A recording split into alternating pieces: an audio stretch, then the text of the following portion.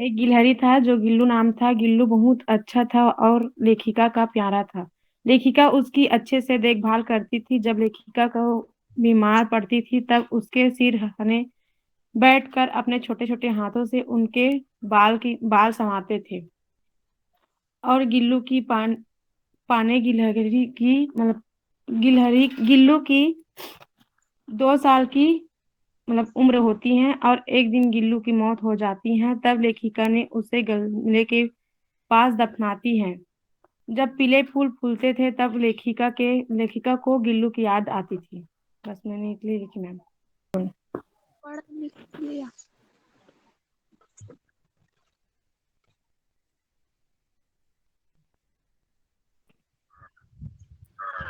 8 दिन गिल्लू। लेखिका का नाम महादेवी वर्मा था। एक दिन दो कौवे गिलहरी को घायल कर रहे थे। जब लेखिका की नजर पड़ी गिलहरी पर तो वो अपने घर ले आती है और अच्छे से देखभाल करती है। उसका नाम गिल्लू रखती है। जब वो ज्यादा घायल था तो रुई दूध में रुई गला के उसके मुंह में देती थी। और खाद्य पर उसको बहुत काजू बहुत पदार्थ पसंद था, खाद्य पदार्थ था। गिलहरी गिलहरी की गुल्लू की उम्र 2 वर्ष थी। एक दिन लेखिका का एक्सीडेंट हो जाता है तो वो बहुत नाराज रहने लगा। फिर एक दिन गिल्लू का अंतिम समय आ गया जब उसे अपने गिल्लू को लेखिका ने अपनी गोदी में लिया और वह धीरे धीरे ठंडा पड़ गया और उसकी मौत हो गई। और उसके गमले के नीचे उसका अंतिम संस्कार कर देती गिल्लू। इसकी लेखिका है महादेवी वर्मा। एक दिन लेखिका ने बरामदे में देखा कुछ कौवे गमले के चारों ओर छुआ जैसा खेल खेल रहे हैं। लेखिका ने जाकर देखा तो एक गिलहरी का बच्चा जो शायद घोंसले से गिर गया होगा। लेखिका उसे अपने कमरे के अंदर ले आती है। कौवे की चोट से घायल बच्चे का मरहम पट्टी किया। कई घंटे के उपचार के बाद मुंह में एक बूंद पानी टपकाया जा सका। तीसरे दिन वह इतना अच्छा हो गया कि वह लेखिका की उंगली अपने पंजों से पकड़ने लगा। 3-4 महीने में उसके चिकने रोए, झब्बेदार पूंछ और चंचल चमकती आंखें सभी को आश्चर्य में डालने लगी। लेखिका ने उसका नाम गिल्लू रखा। लेखिका ने खिड़की के पास डलिया में रुई बिछाकर खिड़की पर लटका दिया, जो 2 साल तक गिल्लू का घर रहा।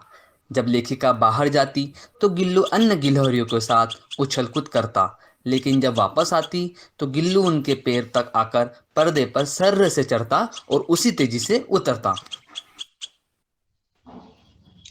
लेखिका उसे शांत करने के लिए लिफाफे में इस तरह रख देती कि उसके पैर बाहर निकले रहते और उसे खाने के लिए काजू दे देती। काजू उसका प्रिय खाद्य पदार्थ था। लेखिका के खाने के कमरे में पहुंचते ही गिल्लू भी वहां पहुंच जाता और थाली में बैठ जाना चाहता। बड़ी मुश्किल से लेखिका ने उसे थाली के पास बैठाना सिखाया। वह वहीं बैठकर चावल का एक एक दाना सफाई से खाता। एक दिन लेखिका मोटर दुर्घटना में आहत हो गई और कुछ दिन उन्हें अस्पताल में रहना पड़ा। जब अस्पताल से वापस आई तो उन्होंने देखा कि उनकी अनुपस्थिति में उसने अपना प्रिय खाद्य पदार्थ भी नहीं खाया। उनकी अव्यवस्था में वह उनके सिरहाने बैठकर अपने नन्हे नन्हे पंजों से सिर और बालों को सहलाता रहता। वह एक सेविका की भूमिका निभाने लगा। गर्मियों में जब लेखिका काम करती रहती तो गिल्लू न बाहर जाता न अपने झूले में बैठता। गर्मियों से बचने के लिए उसने नया उपाय खोज निकाला। लेखिका के पास रखी सुराही पर लेट जाता और लेखिका के समीप रहने के साथ साथ ठंडक में भी रहता। गिलहरियों के जीवन की अवधि 2 वर्ष से अधिक नहीं होती। गिल्लू का भी अंत समय आ ही गया। उसने दिन भर न कुछ खाया और न बाहर गया।